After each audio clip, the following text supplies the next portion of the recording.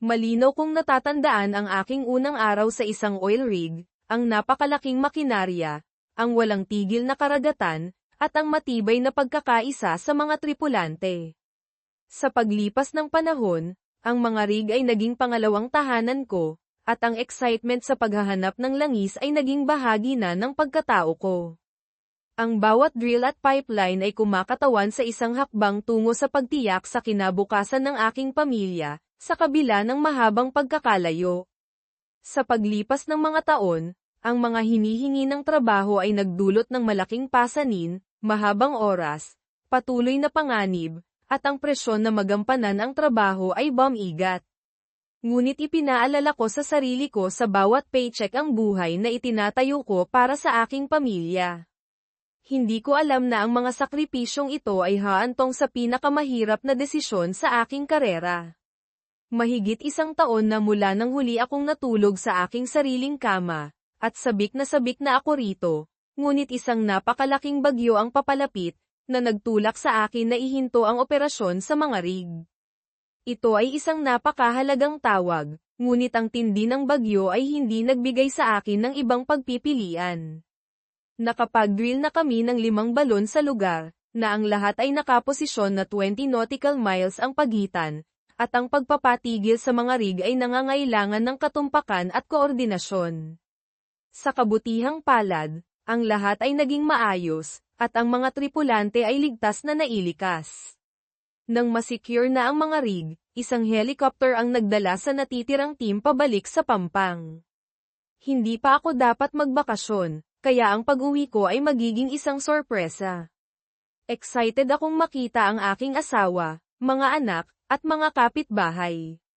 Sa kabila ng demanding na schedule, ang trabaho ay nagbunga, na nagpa-triple sa aking base salary sa nakalipas na 3 taon. Ang aking expertise sa angle drilling ay naging mahalaga, lalo na sa oil boom sa US 5 taon na ang nakalipas. Pagkatapos ng promotion, nagpasya akong magplano para sa maagang pagreretiro.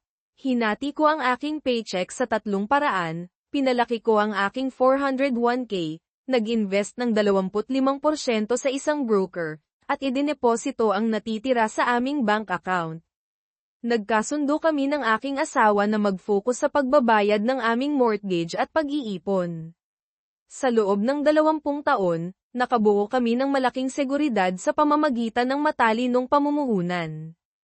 Ibinahagi ng aking broker ang aking portfolio sa company stock, mga tech giants tulad ng Google, Amazon, at Facebook, at mga dividend-paying blue-chip stocks, na may regular na mga ulat na ipinadala diretso sa akin.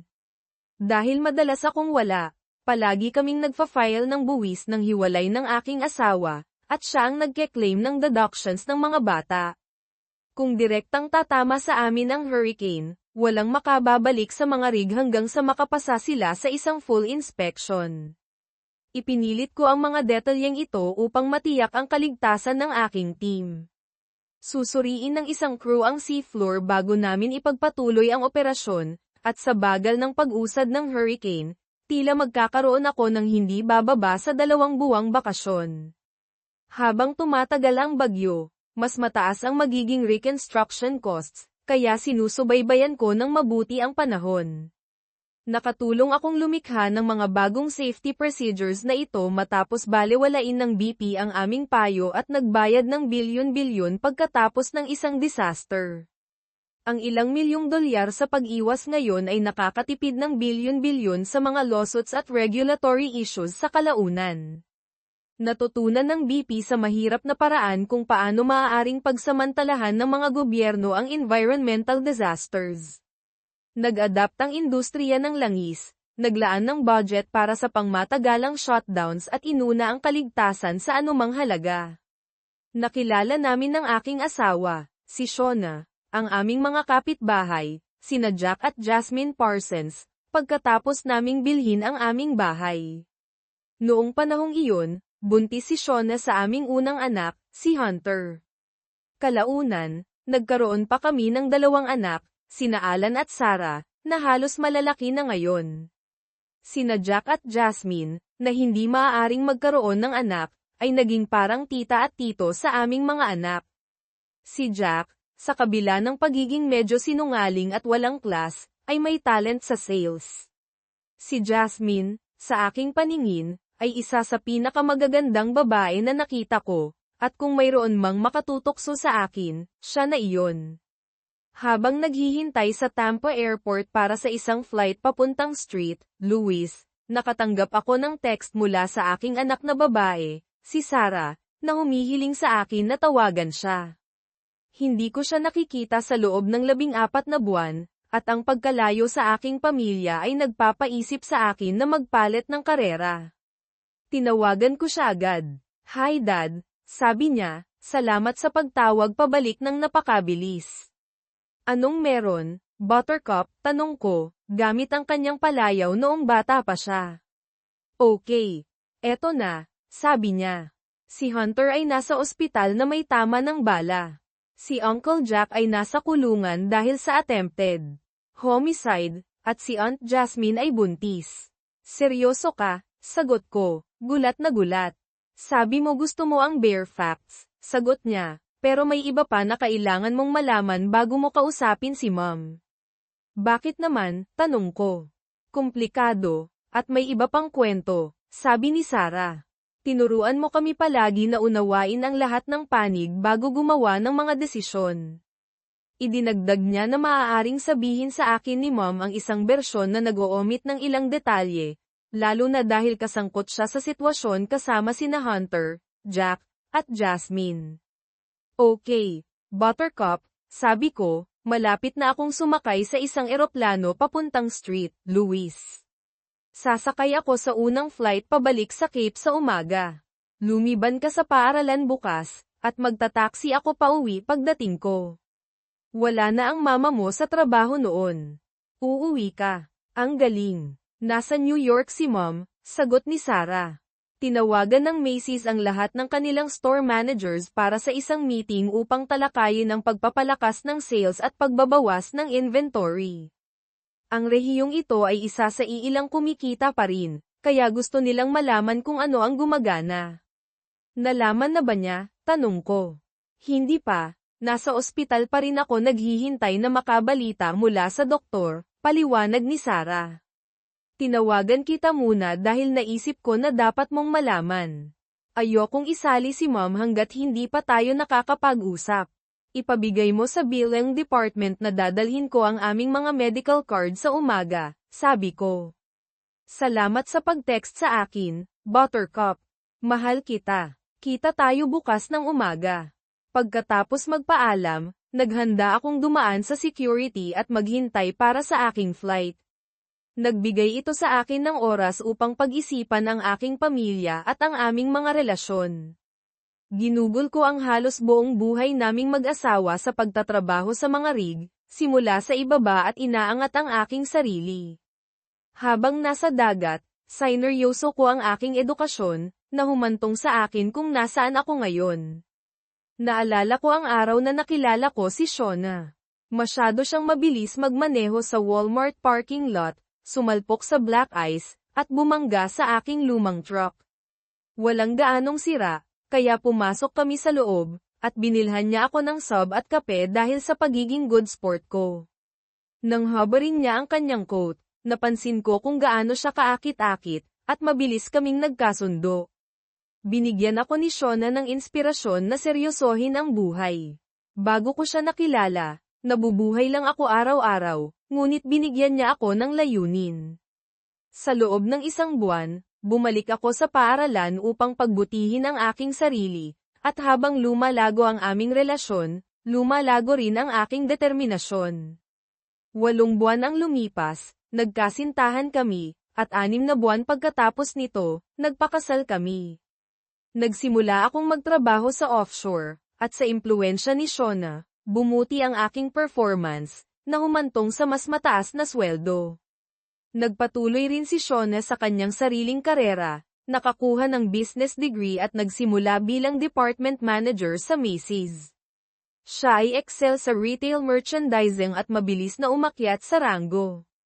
Ang kanyang tagumpay ay humantong sa isang store manager position sa Cape, kung saan ginawa ng kanyang pamumuno ang tindahan na isa sa pinakamabilis na lumalagong sa division.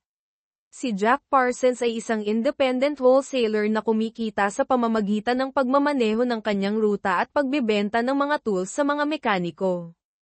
Bagaman hindi ko alam kung magkano talaga ang kinikita niya, ipinahiwatig ng kanyang spending habits na mahusay ang kanyang kinikita. Kakaiba, ang aming lugar ay hindi bahagi ng kanyang teritoryo. Kilala ni Jack ang lahat at may talento sa paghahanap ng mga bagay na hindi kaya ng iba, madalas na nagdadala pa uwi ng mga mamahaling regalo para sa kanyang asawa. Isa siyang misteryo sa akin, simple at carefree, ngunit laging nagbabayad ng cash at umiiwas sa credit o debit cards. Ang tanging bank account na mayroon sila ay nasa pangalan ni Jasmine. Si Jasmine, isang respetadong figure sa komunidad, ay nagtatrabaho para sa Southeastern Missouri newspaper bilang isang reporter at assistant editor, na nagsisilbi sa ilang boards. Sa panlabas, maaaring magtaka ka kung paano kami naging magkaibigan.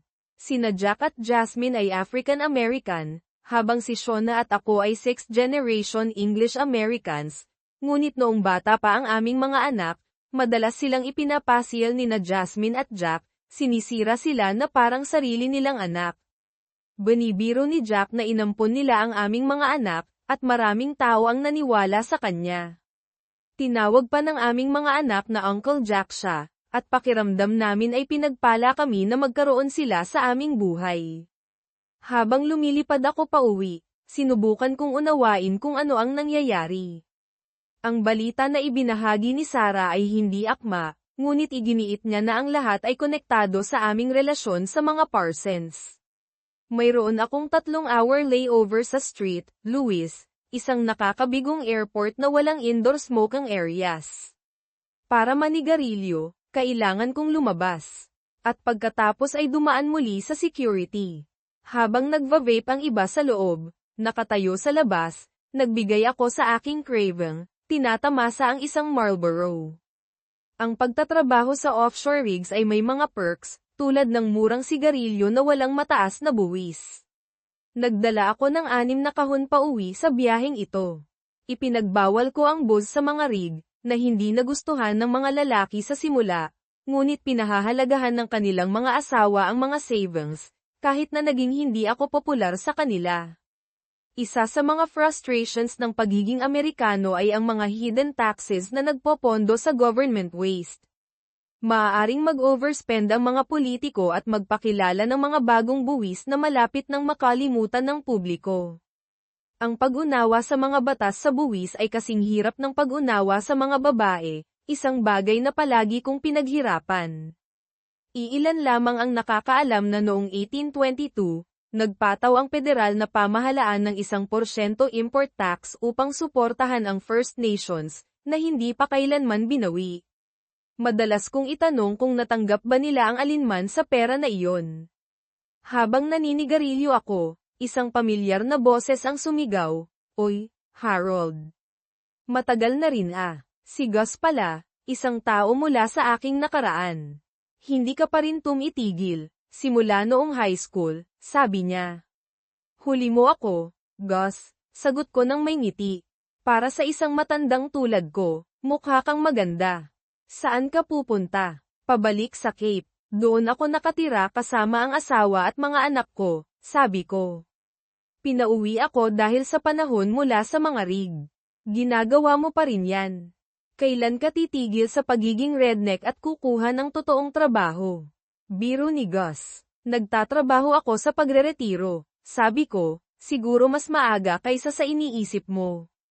Plano kong maghanap ng isang bagay na nagpapanatili sa akin sa bahay sa gabi. Magugulat si Shona. "Pinakasalan mo ba si Shona Richards?" tanong ni Gus, nagulat. "Oo. Nakilala ko siya noong nagtatrabaho ako sa mga rig sa Texas noong break. Nasa business college siya noon." Nagulat ako, sabi ni Gus. Ang nakababata kong kapatid na babae at si Shona ay malapit noong high school. Noong panahong iyon, interesado lamang sila sa mga African American guy. Pinakasalan ng kapatid ko ang isa, ngunit iniwan siya pagkatapos ng kanilang pangalawang anak. Naging mahirap sa loob ng ilang panahon, ngunit ngayon siya ay isang abogado at maayos ang ginagawa. Nag-usap kami ng ilang minuto, nagkwentuhan kung sino pa rin ang naroon mula sa aming mga high school days at kung ano ang ginagawa nila ngayon. Nalaman ko na siya ay may asawa at may 3 anak. Sa wakas, nasa huling leg na ako ng aking paglalakbay pauwi, sabik na makipag-usap sa aking anak na babae. Ang kanyang kamakailang balita ay nasa aking isip sa buong biyahe. Ibinaba ako ng taxi, at dinala ko ang aking sariling mga bag sa pintuan. Niyakap ako ng mahigpit ni Sarah, malinaw na pagod at emosyonal. Pagkatapos ng ilang mabilis na pagbati, pumasok kami sa mga detalye. Dad, panimula ni Sarah, sa nakalipas na 2 taon, napansin ko ang mga pagbabago sa routine ni Mom. Sa una, naisip ko na ito ay dahil lamang sa kanyang promotion sa Cape Store, ngunit pagkatapos ay nakita ko siya isang Biyernes ng gabi noong lumabas ako kasama ang aking date. Nagkakaroon siya ng isang romantic dinner kasama si Uncle Jack. Nagulat ako, ngunit hinayaan ko itong magpatuloy. Kakaiba dahil karaniwang nagtatrabaho si Jasmine hanggang gabi tuwing Biyernes, at dapat ding nagtatrabaho si Mom, kaya sinimulan naming alamin ng aking boyfriend. Nalaman namin na laging iniiwan ni Uncle Jack ang kanyang truck sa Macy's, at nagkikita si Mom. Magkasama silang umaalis, nakaupo ng malapit na parang magkasintahan. Hindi ko gusto ang naririnig ko ngunit nagtiwala sa katapatan ni Sarah. Nakinig akong mabuti. Sinabi ko kay Hunter, paliwanag niya. Nagpa siya siyang imbestigahan pa kasama ang ilang kaibigan. Natuklasan nila na umuupa si Uncle Jack ng isang apartment kung saan niya nakikita ang kanyang lover, na si Mom pala. Sinabi ni Hunter ang balita kay Aunt Jasmine. Hinawakan ko ang kanyang kamay at sinabi, naniniwala ako sa iyo. Sige, ituloy mo. Binalingan ni Aunt Jasmine si Hunter para sa suporta, at naging magkasintahan sila, ibinunyag ni Sarah. Sinabi sa akin ni Hunter kagabi na nangyayari na ito sa loob ng mahigit 1 taon, at ang anak na dinadala ni Jasmine ay kanya. Baog si Uncle Jack dahil nagkaroon siya ng chickenpox noong bata pa siya. Nagtimpla ako ng isang matapang na inumin, napagtanto na kailangan ko ito. Gaano nakatagal ang iyong ina at si Uncle Jack na magkasama, tanong ko. Hindi bababa sa 18 buwan, sabi niya ng tahimik. Magkasama na sila noong huli kang umuwi. Ano ang humantong sa pagkakabaril kay Hunter? Tanong ko. Wala si Mom doon para makipagkita kay Uncle Jack, kaya umuwi siya at natagpuan sina Jasmine at Hunter na magkasama sa kama. Sa init ng pagtatalo, aksidenteng binaril ni Uncle Jack si Hunter. Anong gulo? Buntong hininga ko. Kailangan kong marinig ang panig ng kwento ni Hunter, ngunit hindi kaagad. Mamaya ngayong araw, aasikasuhin namin ang paperwork sa ospital at maghahanap ng isang mahusay na divorce attorney. Kailan uuwi ang iyong ina? Sabado ng umaga, sagot ni Sarah. Anong gagawin mo? Tanong ko. Magre-rent ako ng kotse at mananatili sa isang hotel. Hindi ako maaaring manatili dito, sabi ko. Pagbalik ko kasama ang rental, aasikasuhin natin ang ilang bagay. Gusto kong tawagan mo ang iyong ina ngayong gabi na nakabukas ang iyong telepono para ma-record ko ito para sa aking abogado. Nagsimulang umiyak si Sarah. Alam na ang mga aksyon ng kanyang ina ay nag-iwan sa akin ng walang pagpipilian. Sa pamamagitan ng kanyang mga luha, sinabi niya, kinakatakutan ko ang araw na ito. Ipinagdasal ko na sana ay mawala ito, ngunit lalo lamang itong lumala. Dad, gusto kong tumira sa iyo. Buttercup, kung iyan ang gusto mo, gagawin ko ito, tiniyak ko sa kanya. Nasa bahay ako nang hindi bababa sa 2 buwan, kaya may oras ako para maghanap ng isang lugar at isang bagong trabaho. Sa ngayon, panatilihin nating tahimik na nasa bahay ako. Seryoso ka? Tanong niya. Oo, ngunit maaaring mga hulugan ito ng pagpapalit ng paaralan, sagot ko. Sa palagay ko hindi pa ako nayakap ng mahigpit sa aking buhay. Ayaw umalis ni Sarah sa aking tabi, kaya sumama siya sa akin nang dumating ang taxi. Bago kami umalis, tinawagan namin ang paaralan upang ipaalam sa kanila na hindi siya dadalo. Nakita ako ni Jasmine na sumasakay sa taxi at nag-text sa akin, kailangan kong ipaliwanag sa iyo ang mga bagay. Sumagot ako, alam ko. Makikipag-ugnayan kami sa iyo pagkatapos kong maasikaso ang ilang bagay. Nagagalit ang aking anak na babae at kailangan niya ako ngayon. Sa una, nagulat ako na nasa bahay si Jasmine, ngunit sa nangyari kahapon, makatwiran ito. Nagrenta ako ng isang maliit na kotse na hindi kailanman inaasahan ng aking asawa na imaneho ko dahil ako ay palaging isang Fordman. Umalis kami sa Cape at nag-check-in sa isang murang motel sa Marble Hill, sapat na ang layo upang maiwasan na matagpuan. Pagkatapos mag-check-in, pumunta kami sa Southeast Hospital para asikasuhin ang papeles ng insurance. Habang nanananghalian, tinawagan ni Hunter si Sarah, at nalaman namin na kasama niya si Jasmine at alam niyang nasa bahay ako. Sinabi ni Sarah sa kanya na itago muna ang impormasyong iyon, dahil plano naming ipaalam sa kanyang ina mamayang gabi. Ang sumunod naming pinuntahan ay isang opisina ng real estate para tumingin ng mga negosyong ibinebenta, pero walang nakapukaw ng interes ko.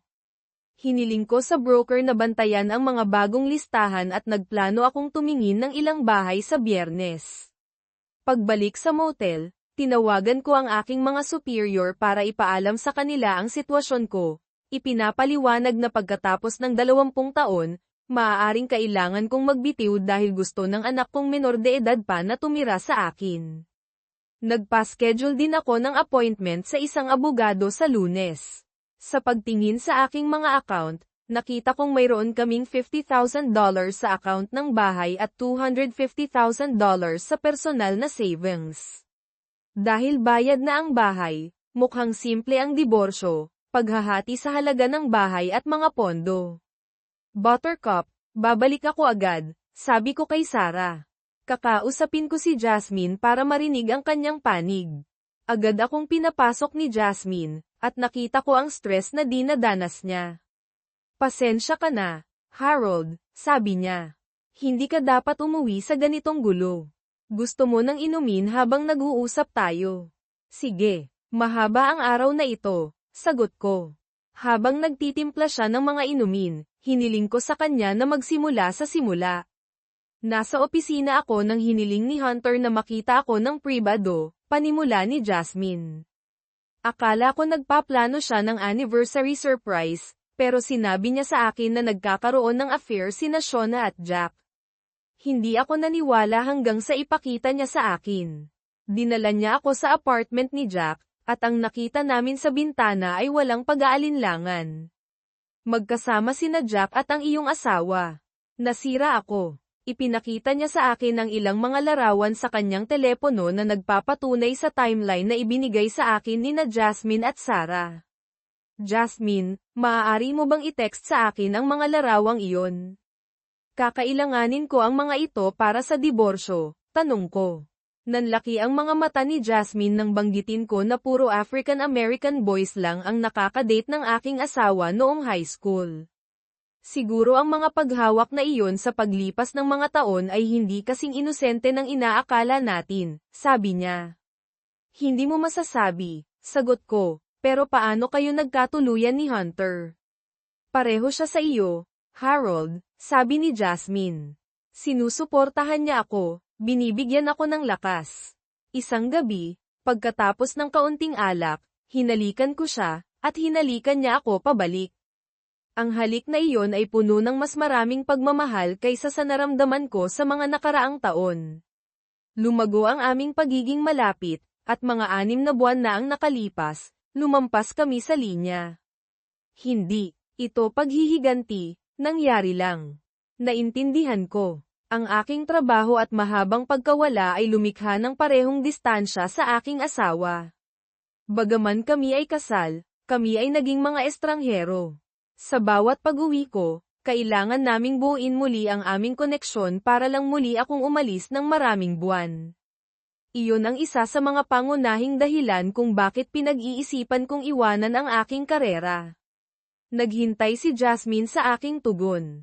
Salamat sa iyong katapatan. Hahayaan ko si Hunter na magpasya kung ano ang pinakamahusay para sa inyong dalawa. Matagal na siyang naging malaya, at susuportahan ko ang anumang pagpapasya ninyong dalawa. Para malaman mo lang, nakumpirma na ang iyong timeline at ang mga larawan. Salamat, Harold, sabi ni Jasmine na may mga luha sa kanyang mga mata.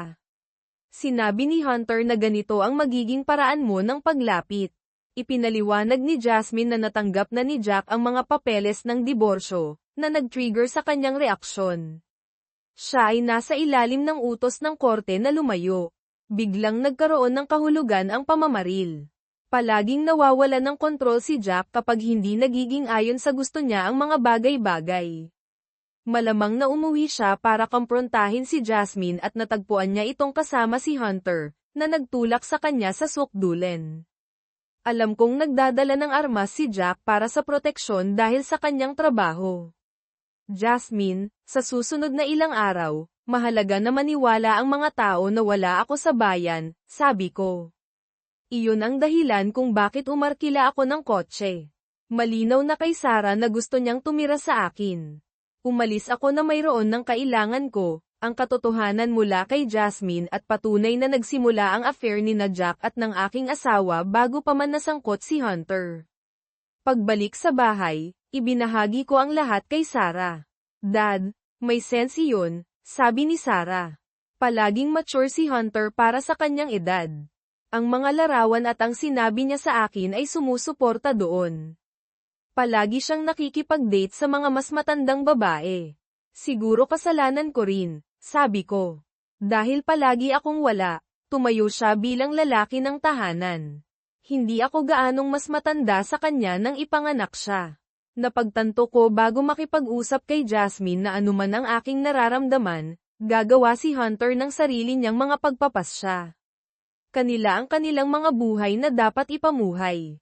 Dad, dapat ko bang tawagan si Mom at ipaalam sa kanya ang nangyayari? Tanong ni Sarah. Una, maghanap ka ng app na makakapag-record ng iyong mga tawag, mungkahi ko. Naghahanap si Sarah at sumubok ng ilang mga app bago nakahanap ng isa na gumana. Pareho naming download ito. Pagkatapos ng 3 ring, sinagot ni Shona, at inilagay ni Sarah ang tawag sa speaker. Mom, kailangan ko ng note para sa pagliban sa school ngayon, sabi ni Sarah. Bakit ka lumiban sa school? May sakit ka ba? Tanong ni Shona. Hindi. Nasa hospital ako kasama si Hunter kagabi at pagod na pagod ako para pumasok sa school, ipinaliwanag ni Sarah ang nangyari kay Hunter. Maibabalik ba niya ang buong paggamit ng kanyang balikat? Tanong ni Shona, nag-aalala. Binaril siya sa balikat sa malapitan, sabi ni Sarah. Ano? Paano nangyari iyon? Huwag kang mag-iwan ng kahit ano, utos ni Shona. Nangyari iyon dahil wala ka sa karaniwan mong kinaroroonan tuwing Miyerkules ng hapon, sabi ni Sarah ng mariin. Ano ang ipinahihiwatig mo? Nasa trabaho ako, sagot ni Shona, alam na hindi ito totoo. Hindi, Mom. Nasa 644 na Morgan Avenue, apartment 4 kasama si Uncle Jack, sabi ni Sarah. Ang katahimikan mula kay Shona ay nakabibingi. Pagkatapos ng pagtigil, nagtanong siya, gaano nakatagal mong alam? Halos mula sa simula, nalaman ko nang hindi sinasadya nang makita kitang kumakain kasama si Uncle Jack, sabi ni Sarah. Sinundan ni Hunter at natagpuan ang iyong love nest, dinadala pa si Jasmine doon para mahuli kayong dalawa sa akto. Ang mga larawan ay medyo graphic. Naririnig kong humihikbi si Shona. Pagkatapos ay sinabi niya, lalarga ako pa uwi sa Sabado ng umaga. Kailangan nating mag-usap bago umuwi ang iyong ama. Mom, mayroon pa. Natanggap ni Uncle Jack ang mga papeles ng diborsyo sa inyong love nest noong nakaraang Miyerkules. Umuwi siya na galit. Determinado na panatilihin ang kanyang kasal habang ipinagpapatuloy ang affair, hindi niya alam na ang kanyang mga aksyon ay nagtulak kina Jasmine at Hunter na magsama. Sabi ni Sarah, binigyan ko si Sarah ng thumbs up para ipakita na sang-ayon ako sa kanya. Ngumiti siya, Alam na niliwanag ng kanyang paliwanag ang lahat. Nilabag ni Uncle Jack ang utos ng korte, pumasok sa kanyang dating bahay, at natagpuan sina Jasmine at Hunter na magkasama, sabi niya ng galit. Kumuha siya ng armas at binaril si Hunter. Pero ano ang gusto mong sabihin ko kay Dad kapag tinawagan ko siya? Nasaan sina Hunter at Uncle Jack ngayon? Tanong ni Shona. Si Uncle Jack ay nasa jail para sa attempted homicide, sagot ni Sarah. Magpapagaling si Hunter pero kailangan ng malaking rehab. Kaya, Mom, sasabihin ko ba kay Dad, o dapat niyang malaman mula sa news bukas? Bigyan mo ako ng ilang minuto para tipunin ang aking mga saloobin, at ako na ang tatawag sa kanya, sabi ni Shona. Pinakamainam na ako ang humawak nito. Okay, Mom, sabi ni Sarah. By the way, magiging lola ka na. 3 buwan nang buntis si Jasmine, at si Hunter ang ama.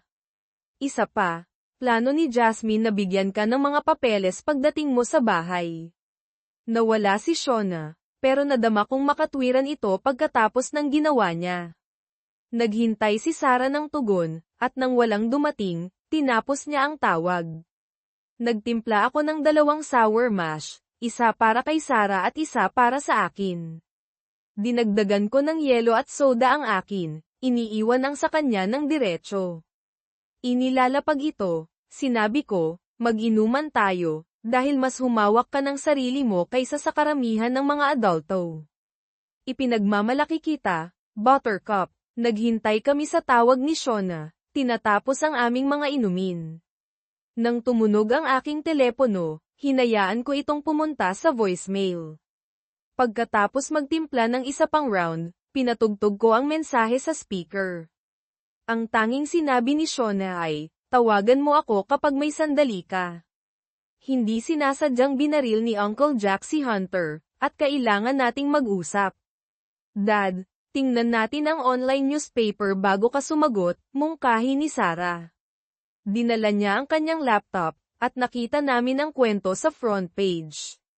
Ang headline ay nagbabasa, Husband Shoots Wife's Lover, at idinetalye nito ang lahat, ibinubunyag ang mga relasyon sa pagitan nating lahat. Ang pinakamalaking pagkabigla ay ang malaman na hindi Jack Parsons ang kanyang tunay na pangalan.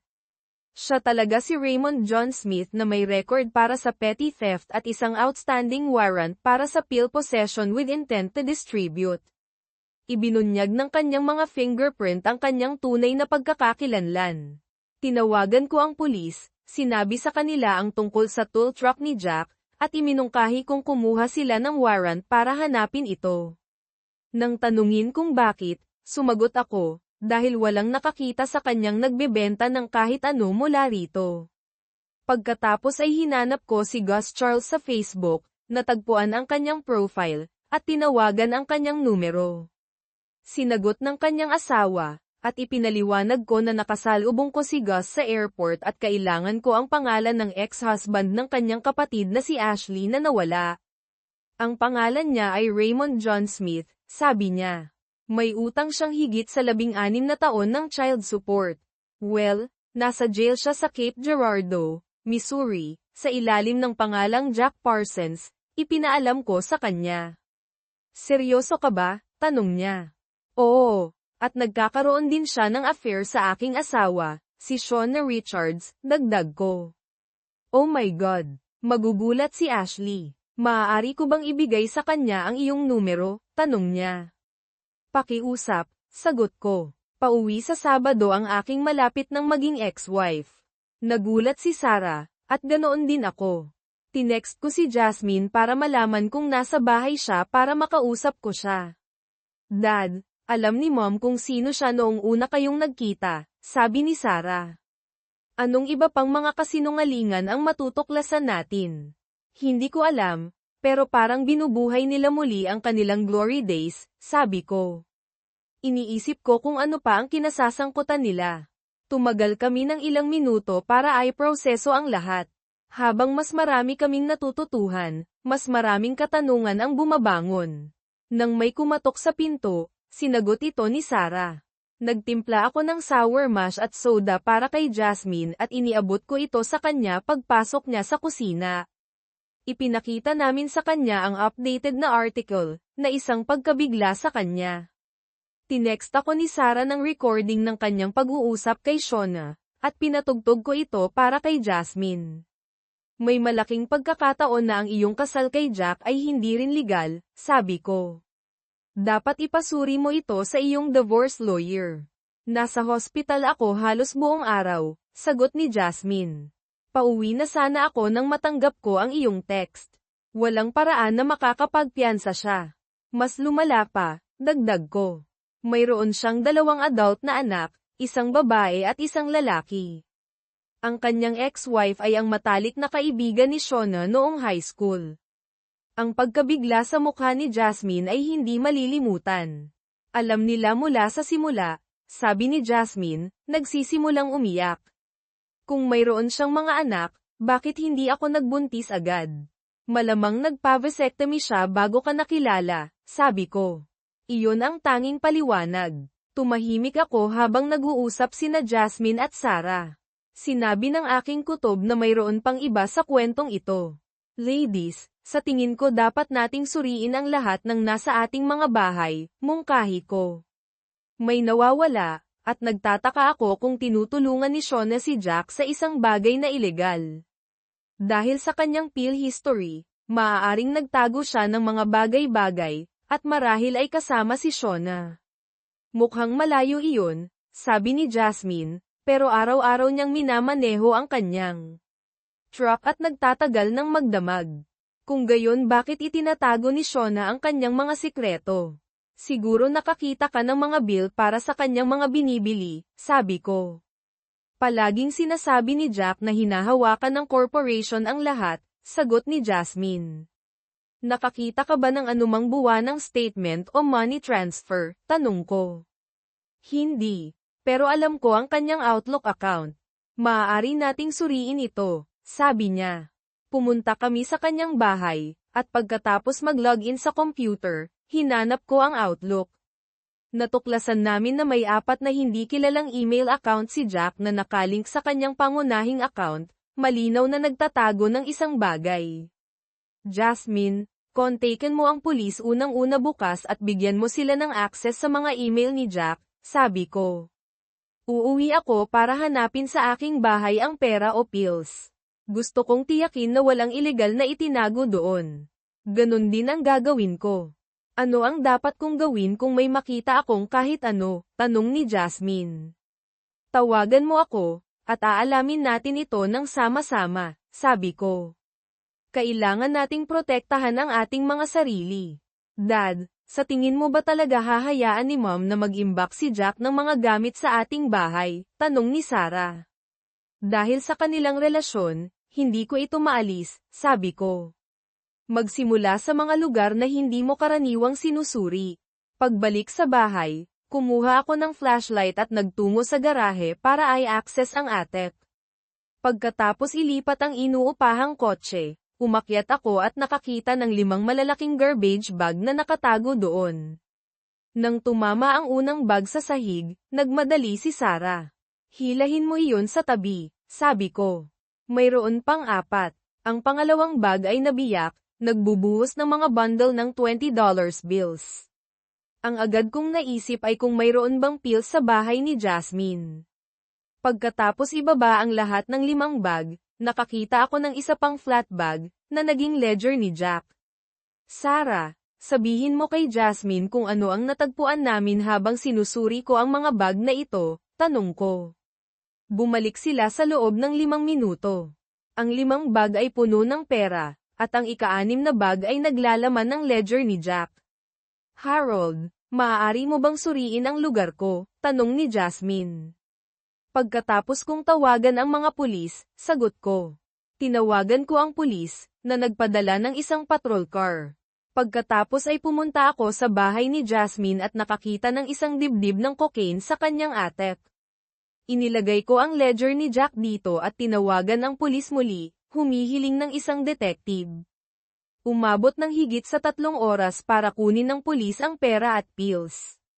Kinailangan naming ipaliwanag ang lahat mula sa pamamaril hanggang ngayon. Bago umalis, Sinabi ng detective na dadalhin nila si Shona sa kustodiya para tanungin pagbalik niya sa Sabado. Ang pera ay hindi maaaring i-link sa kahit ano sa ngayon, sabi ng detective. Bibilangin, IR record, at ikukulong ito bilang natagpo ang pera na kusang loob na isinuko ni Mr. Phillips. Salamat, officer, sagot ko. Paano ang mga pills na natagpuan sa bahay ng aking kapitbahay? Tanong ni Jasmine. Dahil doon nakatira si Jack Parsons, at isinuko mo ito sa tulong niya, hindi ka sisingilin, pero siya, ipinaliwanag ng detective. Babalik ka ba na may search warrant bukas? Tanong ni Jasmine. Bigyan mo ako ng email at password ng iyong asawa, sabi ng detective. Susuriin namin ito ng direkta. Kung makakita ka ng anumang maliit na halaga ng pills, ay flush mo. Karamihan sa mayroon si Jack ay malamang na nasa kanyang truck, na hinihila namin para hanapin. Pagkaalis ng pulis, sinabi ko, kailangan ko ng isang matapang na inumin. Sinigurado ni Jasmine ang kanyang bahay at sumama sa amin. Tanong ni Sarah, sasabihin mo ba kay mom ang nangyayari? Mas mainam na hayaan ang detective ang humawak nito, sabi ko. Tatapusin ko ang paghahanap sa parehong bahay bukas habang nasa school ka. Salamat, Harold. Pinahahalagahan ko ito, sabi ni Jasmine. Jasmine, kailangan kong sumunod ka sa akin sa car rental place bukas. Hindi ko iiwan ang aking anak na mag-isa, sabi ko. Maaari ba akong manatili dito ngayong gabi? Tanong ni Jasmine. Siyempre, maaari kang matulog sa dating kwarto ni Hunter, sabi ko. Sa paligid ng hating gabi, ginaisang kami ng mga sirena ng pulis. Nahuli nila ang isang taong sumusubok na pumasok sa bahay ni Jasmine. Mayroong isang unmarked car na nagbabantay sa aming mga bahay. Alas 5 ng umaga, tinawagan ko ang asawa ko, nakaupo sa labas na may kapeng at sigarilyo. Agad siyang sumagot. Harold, ang gulo dito. Aksidenteng nabaril ni Jack si Hunter, pero gagaling naman siya. Pinipigil ng pulis si Jack hanggang matapos nila ang investigasyon. Nakausap mo na ba si Jasmine? Hindi pa, nasa ospital kami ni Sarah, sabi ko. Kakausapin ko siya ngayon at ipapaalam ko sa iyo. May balita ba kung kailan ka uuwi? Gusto ka naming makita, tanong ko. Binabantayan namin ang panahon at baka kailangan naming lumikas, kaya baka makauwi ako ng mas maaga kaysa inaasahan, sagot niya. Seryoso ka ba? Tanong niya. Nagulat. Oo, may bagyo kaming paparating. Kung lumikas kami, uuwi ako. Pangako mong tatawagan mo ako kung mangyari iyon para may handa ko ang mga gamit, sabi ni Shona. Okay, sabi ko. Mag-usap tayo mamaya. Mula sa maikling usapan na iyon, napagtanto ko na hindi niya kayang aminin ang totoo at hindi niya gagawin. Malinaw na wala na siyang nararamdaman para sa akin, at maaari na akong magpatuloy sa diborsyo ng walang panghihinayang. Pagkatapos ihatid si Sarah sa paaralan, sinundan ako ni Jasmine para isauli ang rentahang kotse. Pagkatapos ay kinuha namin ang aking bagahe at isinoli ang susi ng hotel. Iminungkahi ko na kunin niya ang susi ng apartment ni Hunter para pansamantalang manirahan doon. Tiningnan ko ang 4 na bahay kasama ang real estate broker at nagpa siya sa isang bagong gawang bahay sa isang bagong subdivision. Nagbigay ako ng cash offer na may malaking deposito at humiling ng 5 taong warranty para sa mabilis na paglilipat. Bumili ako ng mga bagong kandado at nag-text kina Jasmine at Sarah para i-update sila. Habang hinahanap ang bahay, wala akong nakitang pills ngunit nakakita ako ng bearer bonds na nagkakahalaga ng $10,000 bawat isa. Iniulat sa balita na nakahanap ang pulisya ng mga gamit sa aming mga bahay na nauugnay sa pamamaril, malamang para mabawasan ang hinala sa amin. Pagkatapos palitan ang mga kandado at security codes, nakakita ako ng mamahaling alahas na hindi ko alam na mayroon ang asawa ko. Sa wakas, bumalik ako sa atap na may heavy-duty na ilaw at natuklasan ko ang mas maraming bag ng pera na nakatago sa pinakamadilim na sulok. Tinawagan ko ulit ang detective gamit ang card na ibinigay niya sa akin, na ipinaalam sa kanya ang aking pinakahuling natuklasan. Bago sila dumating, nagtira ako ng ilang bundle ng pera mula sa bawat bag at iniwan ang natitira sa atep. Nagsisimula na akong maniwala na si Jack ay nagbebenta ng pills sa loob ng maraming taon. Kinuha ng detective ang lahat ng 20 bag, na nagpailing-iling sa hindi makapaniwala. Doon ko napagtanto na dapat kong iniwan ang ledger kasama ang pera para iugnay ang lahat. Officer, sir, posibleng nagbebenta ng pills si Jack sa loob ng 20 taon naming kapitbahay, tanong ko. Kung isa sa alang-alang na mas matagal pa siyang nanirahan sa ilalim ng isang huwad na pangalan, napakalaki ng posibilidad, sagot niya. May mga kaso ng mga taong naninirahan kasama ang mga kriminal sa loob ng maraming taon nang hindi nalalaman. Sabik akong tanungin ang iyong asawa tungkol sa kanyang relasyon sa kanya at kung gaano na ito katagal. Isang bagay pa, dagdag ko.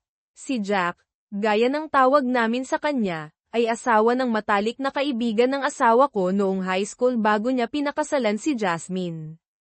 Ang kanyang dating asawa, si Ashley, ay maaaring lumipad sa Sabado para i-verify ang lahat. Ngumiti ang detective. Lalong gumaganda ito, sabi niya, nang pumarada si Jasmine. Alam ba ito ng kanyang kasalukuyang asawa? Oo, at hahanapin ko ng lubusan ang kanyang bahay, sabi ko. Pagkatapos ng tangkang pagnanakaw kagabi, naisip namin na kinakailangan iyon. Magiging handa ako para sa isa pang tawag kung kinakailangan, nakangising sabi ng detective. Kinakapanayam ko ulit si Jack ngayon. Nakahanap kami ng cocaine sa isang huwad na sahig ng kanyang truck, sabi niya. Tapos na siya. Sumali sa amin si Jasmine at sinabi, Officer, asahan ang tawag mula sa abogado ko tungkol sa pagkakakilanlan ng asawa ko. Gusto niyang ipawalang bisa kaagad ang aming kasal. Pagkaalis ng detective, hinalughog namin ng lubusan ang bahay ni Jasmine, na itinapon ang anumang mukhang kainahinala. Inimpake ni Jasmine ang kanyang mga gamit at lumipat sa apartment ni Hunter para sa kaligtasan. Nakahanap kami ng ilang bearer bonds, na kinuha niya. Sinabi ko sa kanya na nagbigay ako ng offer sa isang bagong gawang bahay at planong gamitin ang mga bonds para sa pagbabayad kung tatanggapin ang offer. Tanong ni Jasmine, sa tingin mo ba nakikipagtulungan si Shona sa kanya, o niloko rin siya? Mahirap sabihin, sagot ko. Mayroon kaming susi ng bahay ng isa't isa sa loob ng maraming taon. Maaaring nagtago si Jack ng mga bagay noong wala kami. Ang ikinagulat ko ay hindi niya ginawang lihay-timo ang kanyang mga ipon. Gusto naming magkita ng anak ko kay Hunter, sabi ko. Dahan-dahan siyang gumagaling. Plano nilang magsama ni Jasmine para makita kung gagana ang agwat ng edad. Mukhang mature at pinag-isipang mabuti, sabi ko. Salamat, Dad, sagot ni Hunter. Pinahahalagahan ko ang lahat ng ginawa mo para kay Jasmine. Ngayong nakikita ko ang iyong panig, hindi ko alam kung paano mo kinakaya ito, sabi ko. Anak, maaaring hindi ko gusto ang ginawa ng iyong ina, ngunit wala ako doon para sa kanya dahil sa aking trabaho. Ang kalungkutan ang nagtulak sa kanya sa ibang lugar. Kung magkakaroon pa ako ng ibang relasyon, kailangan kong baguhin ang aking pamumuhay.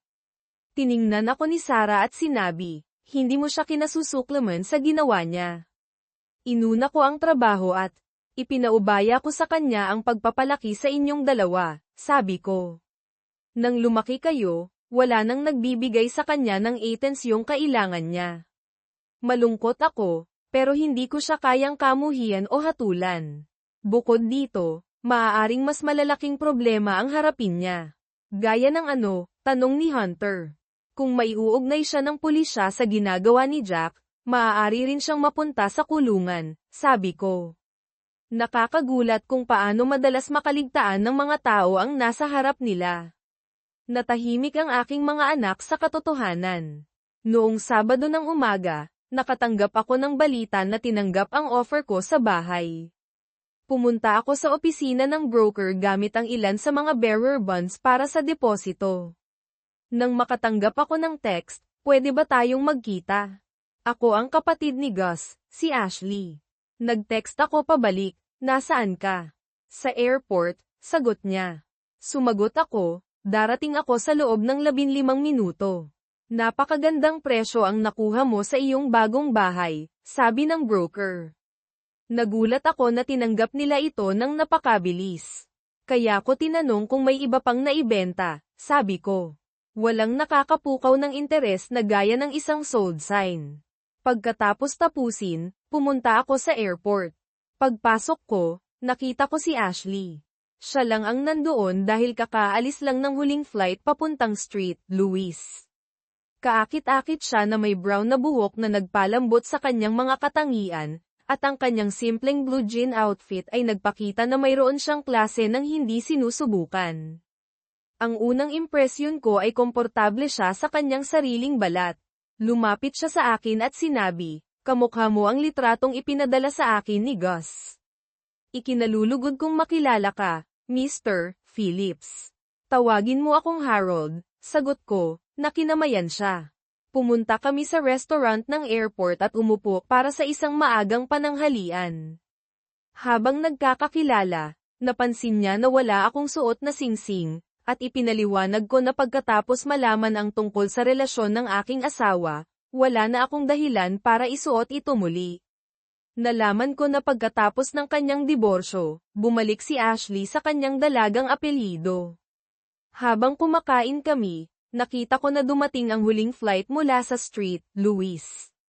Mula sa aming upuan sa bintana, nakikita namin ang mga pasaherong naglalakad sa gate. Nang lumitaw si Shona, kumaway ako.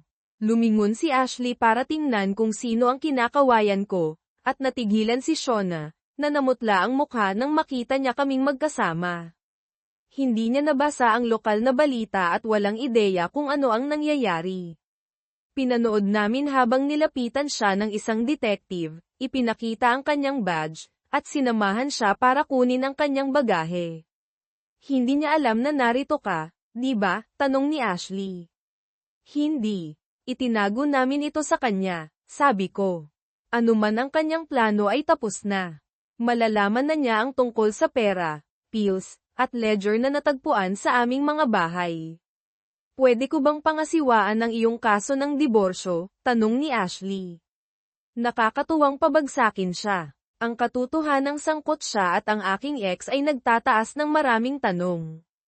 Kaya mo bang pangasiwaan ito habang naglalakbay pabalik-balik? Tanong ko.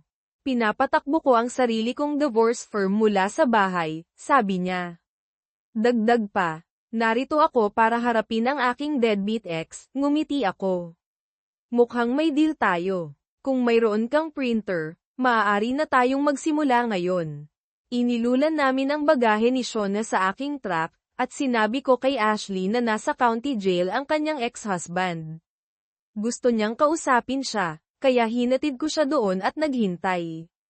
Pagkalipas ng halos 1 oras, bumalik siya.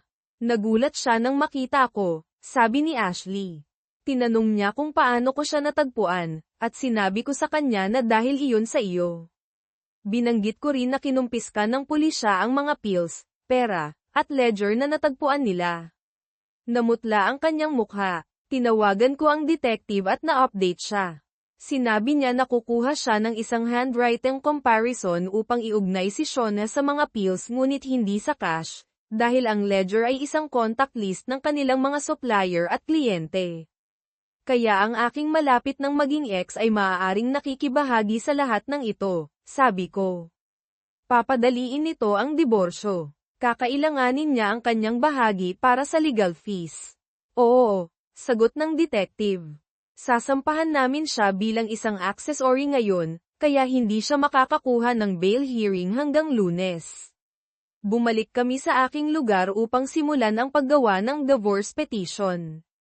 Sa daan, ipinaliwanag ko kung paano namin pinangasiwaan ang aming pananalapi sa buong kasal. Matalinong hakbang, sabi ni Ashley. Sa magkahiwalay na savings accounts, maaari nating igiit na hindi ito marital property. Pagka-uwi, nagsimula siya sa divorce petition habang nagtitimpla ako ng kape at ipinadala sa kanya ang mga larawang ibinigay ni Jasmine. Sinabi ko sa kanya na ayaw ko ang bahay dahil sa lahat ng nangyari. Tinanong ni Ashley kung kaya ba akong bilhin ni Shona. Batay sa kung paano namin hinati ang mga pondo ng sambahayan, dapat niya itong magawa. Pagkatapos ng 2 oras, handa na kaming mag-print. Ibinigay ko sa kanya ang access code, at nag-print at inayos namin ang mga kopya upang isampa sa county court sa Lunes. Bumalik ang anak ko mula sa pakikipagkita sa mga kaibigan. Nagkaroon ng agarang koneksyon sa pagitan niya at ni Ashley. Pagkatapos ng pagpapakilala, ipinaliwanag ko sa aking anak kung sino si Ashley. Sarah, gusto kong makilala mo si Ashley Lynn Charles, sabi ko. Nakatira pa rin ang kanyang pamilya sa Dutchtown. Ashley, ito ang anak ko, si Sarah, nalilipat sa akin sa susunod na linggo kapag nakabili na tayo ng mga kasangkapan. Nagliwanag ang mga mata ni Sarah sa katuwaan habang niyakap niya ako ng mahigpit at nagtanong, ano ang binili mo? Isang bagong gawang bahay na may 3 silid tulugan, isang bukas na floor plan, isang 2 kotse na garahe, isang hindi pa tapos na basement, at isang mataas na patio deck, sagot ko. May problema ba dito? Hindi ito naka-landscape, sabi ko. Plano kong tingnan ang pagdaragdag ng pool pagkatapos magsara sa Lunes. Kuminang ang mga mata ni Sarah. Matagal na niyang gustong magkaroon ng pool. Hindi ko pa ito ginawa dati dahil ayaw kong masira ang aming kasalukuyang landscaping. Dahil malapit na ang oras ng hapunan, tinanong ko kung saan nila gustong kumain. Pareho nilang pinili ang Ruby Tuesday para sa salad bar. Pagkatapos ng hapunan, pumunta kami sa Enterprise para makapagrenta ng kotse si Ashley. Inimbitahan ni Sarah si Ashley na sumama sa amin sa linggo para mamili ng mga kasangkapan, at sumang-ayon siya. Noong Lunes, nasa courtroom ako habang binabasa ang mga kaso laban kay Jack Parsons at sa aking asawa. Hindi pinayagan si Jack na magpiyansa. Itinakda ang piyansa ni Shone sa $500,000, ipinasa ni Ashley ang kanyang mga papeles ng diborsyo sa aking ngalan at pagkatapos ay ipinasa ang kanyang ex-husband para sa back support. Habang papalabas kami na magkahawak kamay, alam kong napansin niyon ni na Jack at Shona. Nang mas maaga ng araw na iyon, tinapos ko ang pagbili ng aking bagong bahay sa pamamagitan ng paghulog ng natitirang bearer bonds. Isinampa ni Ashley ang mga papeles ng diborsyo at binayaran ang mga bayarin sa korte. Pagsapit ng 4 p.m., nakahanap si Ashley ng isang liham sa kanyang rentahang kotse sa lugar ng kanyang mga magulang, isang ransom note. Hawak nila si Sarah at hinihiling ang lahat na hindi ko pa naibibigay sa pulisya. Sinabi ko kay Ashley na sumagot na makikipagkita ako sa kanila sa Trail of Tears State Park sa hating gabi, na nagbibigay ng isang tiyak na lokasyon. Sa bahay, naghanda ako. Nag-impake ako ng maliliit na propane containers, isang welding torch, isang lumang tent, at ang aking crossbow sa aking truck. Itinayo ko ang tent sa parke at, sa ilalim ng takip ng kadiliman, nilagyan ko ng isang bitag sa cliffside viewing area sa pamamagitan ng pagluwag sa mga bolts sa railing. Tinali ko ang isang bag na puno ng papel sa railing, na pinagmukha itong mahalaga. Nang dumating si Earl, isang kaibigan ni Jack, hinarap ko siya ng isang crossbow at hiniling na tiyakin niya ang ligtas na pagbabalik ni Sarah bago ko ibigay ang bag. Kung hindi ako sumasang-ayon, tanong ni Earl.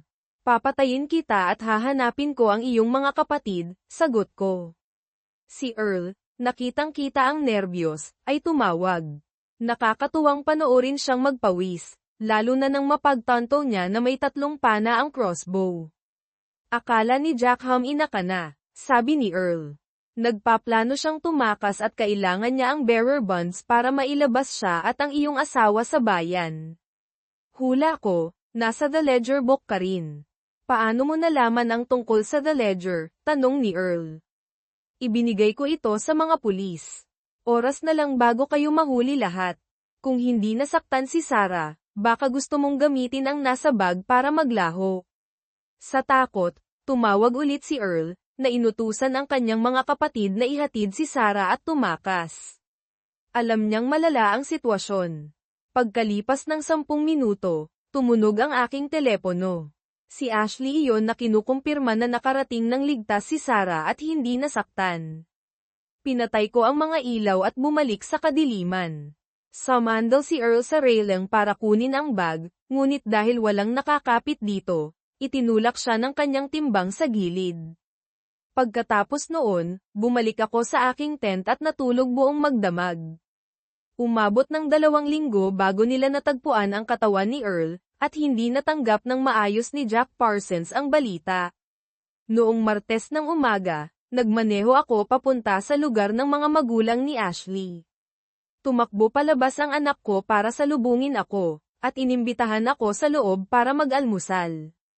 Nalaman ko na magre-retiro na ang county sheriff, at ang ama ni Ashley, si Gus, ay maimpluwensya sa lokal na Democratic Party. Sa almusal, binanggit ko ang pagtakbo para sa sheriff, at tinanong ni Gus kung handa akong magsimula sa state qualification courses. Sumang-ayon ako. Kung, gayon sa tingin ko opisyal ka nang nagsimula ng iyong kampanya, sabi niya. Malinaw ang pagmamalaki sa mga mata ng anak ko nang sabihin niya, isang bagay ang alam ko tungkol sa aking ama, kapag nagpasya siyang gawin ang isang bagay, nagagawa niya iyon. Ibinigay ko sa anak ko ang telepono ko at pinakinggan siya sa pag-uusap na ni-record ko kasama ang kanyang ina. Nakakatuwang panoorin ang kanilang mga reaksyon. Hindi naman talaga magiging tapat sa'yo si Mama, di ba? Tanong ni Sarah. Hindi, sagot ko. Nagsisimula na akong magtaka kung ibinalik niya si Jack sa negosyo ng gamot gamit ang pera ko. Nagulat silang lahat sa aking revelasyon, at ako rin. Pare-pareho tayo ng iniisip. Sa tingin ko, dapat itago natin ang nangyari simula nang matagpuan ni Ashley ang note, sabi ko. Hindi nangyari ang mga bagay-bagay ayon sa plano ni na Jack at Shona.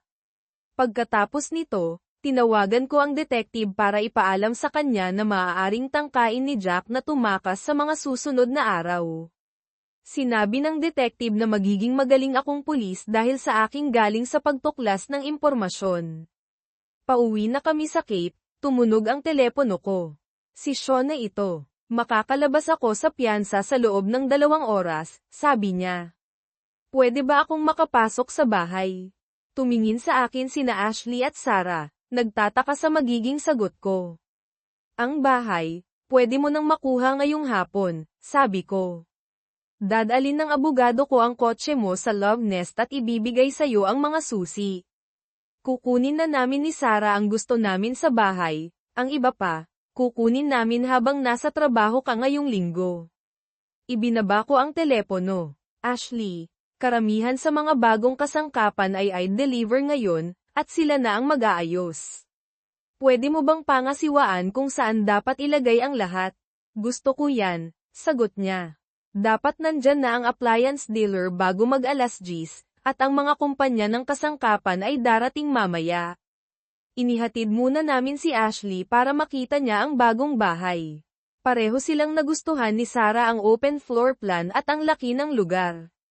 Pinili ni Sarah ang kanyang kwarto, tuwang-tuwa na may sarili itong banyo at walk-in closet. Dad, kukuha ba tayo ng mga kaldero, kawali, at mga pangunahing gamit mula sa lumang bahay? Tanong ni Sarah. Nag-isip ako sandali at sinabi, hindi, magsimula tayo ng bago.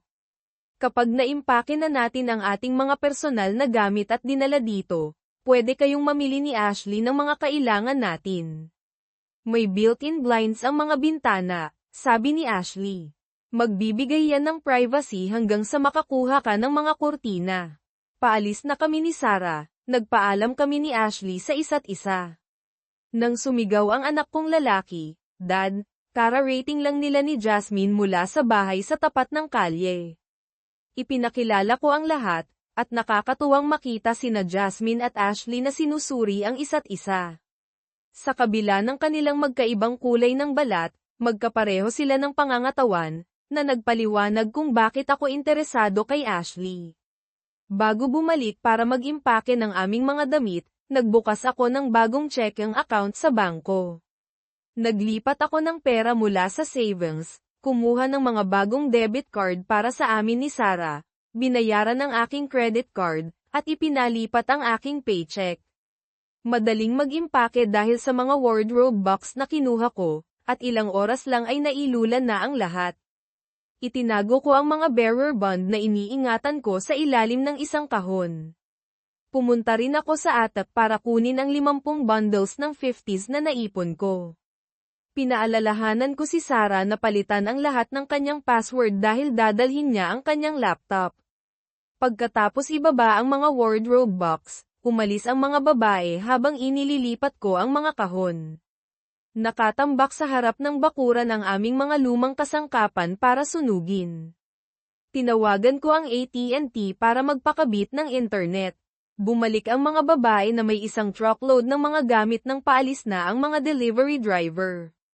Naayos na ang master bedroom at ang kwarto ni Sarah, naayos na ang sala at family room, at nasa lugar na ang mesa at mga upuan sa kusina. Mayroon na kaming mga pangunahing kagamitan para simulan ang aming bagong tahanan at kailangan na lang ang internet para gumana ang TV. Sa ngayon, pwede naming gamitin ang laptop na may libreng wifi. Pagkatapos ibaba ang truck, inihatid namin ni Ashley ang kotse ni Shona sa kanya. Naghintay ako habang pumasok si Ashley sa loob. Pagkalipas ng isang oras, bumalik siya. May nakuha ka bang mga sagot? Tanong ko. Hindi naman talaga, sagot ni Ashley. Nagsimula ang relasyon nila pagkatapos ng pagtatapos ng kasal ko. Plano ni Shona na hiwalayan ka pagkatapos makatapos si Sarah sa pag-aaral. Magkasama na sila sa loob ng halos 6 na taon.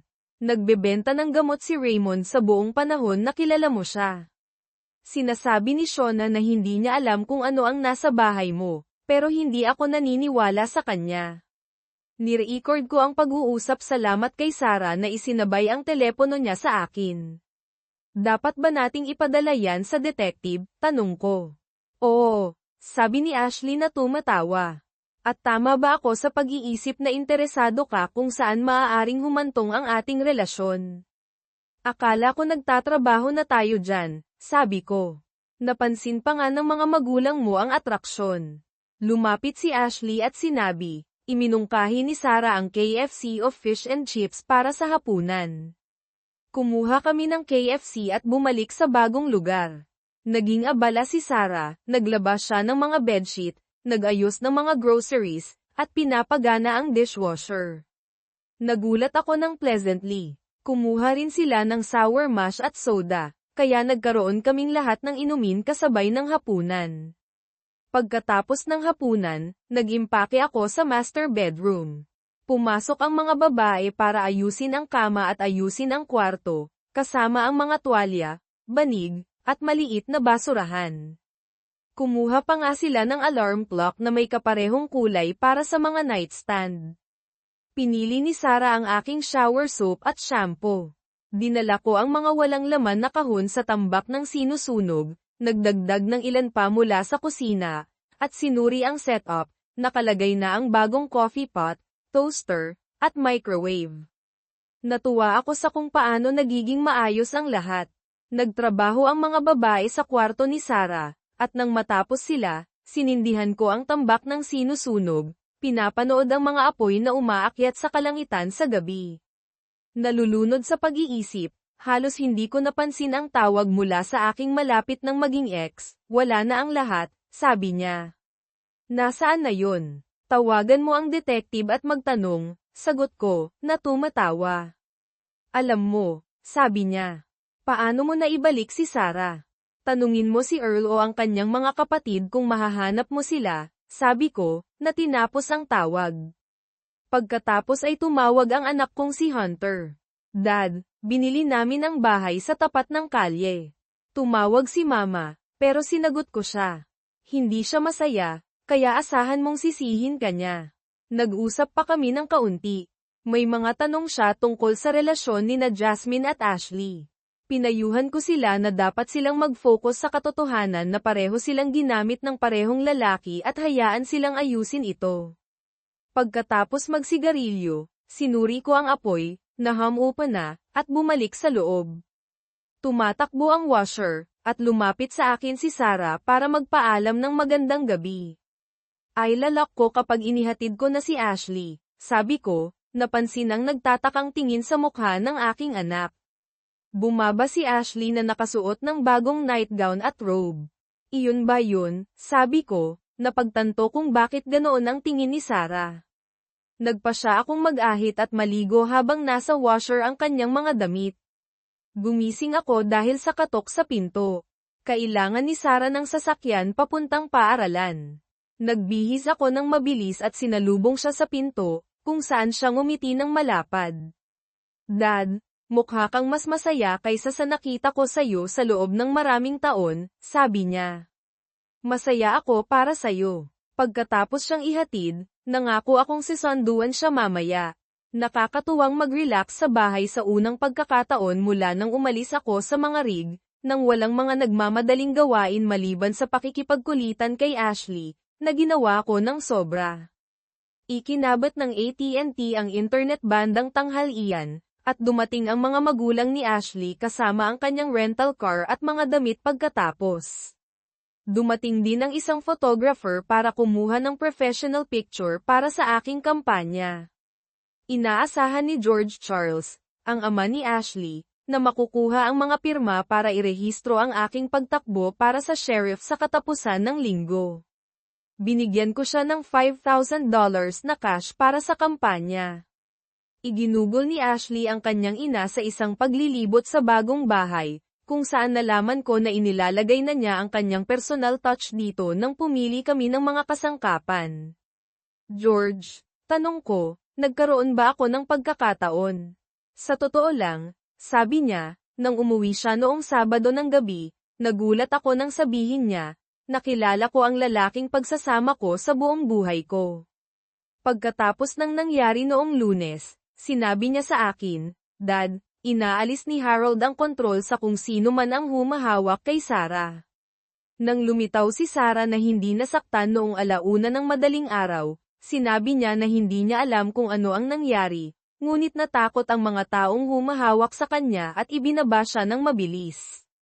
Pagkatapos ng pangalawang tawag sa telepono, nakita niya na magkaugnay sila. Si Edrine at ang kanyang mga kapatid, sabi ko. Palagi silang nagiging problema. Nang komprontahin ko siya gamit ang isang loaded crossbow, binigyan ko siya ng isang pagkakataon na pakawalan si Sarah o mamatay. Nag-atubili siya, kaya sinabi ko sa kanya na tawagan ang kanyang mga kapatid at sabihin sa kanila na paparating ako. Matapat kong masasabi na buhay pa siya nang umalis ako. Kumusta naman ngayon? Tanong ni George. Panahon ang magsasabi, sagot ko. Ngumiti si George at sinabi, Old School Harold, maligayang pagdating sa pamilya. Ipagmamalaki kong magkaroon ng apo sa'yo. Kinumpirma ng kanyang mga salita na. Nagbabahagi kami ng parehong mga pagpapahalaga, matigas at may prinsipyo, tulad ng Missouri Red Mud. Pagkalipas ng 6 na buwan, nagtipon kaming lahat na naghihintay sa mga resulta ng halalan. Ang aking mga magulang ni Ashley, Jasmine, at Hunter, nakakakasal lang, ay nagpapalitan ng paghawak sa aking bagong silang na apo. Si Shona at Jack ay sinintensyahan ng habang buhay na pagkabilanggo ng walang parole, at naaprubahan na ang aking diborsyo.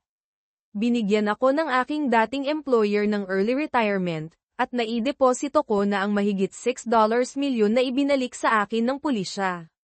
Sa wakas ay nakuha ni Sarah ang kanyang swimming pool, at umuunlad ang negosyo ni Ashley na may 4 na staff na nagtatrabaho mula sa basement ng aming bahay. Lumuhad ako sa harap ni Ashley bago sumali sa aming mga taga-suporta at nagtanong, pakakasalan mo ba ako? Sinabi niyang oo. At isinuot ko ang singsing sa kanyang daliri nang ipahayag ng balita na ako ang nanalo sa halalan. Si George ay nagningning sa pagmamalaki, hindi lamang dahil sa aming pagkakasal kundi pati na rin dahil may bagong sheriff sa bayan.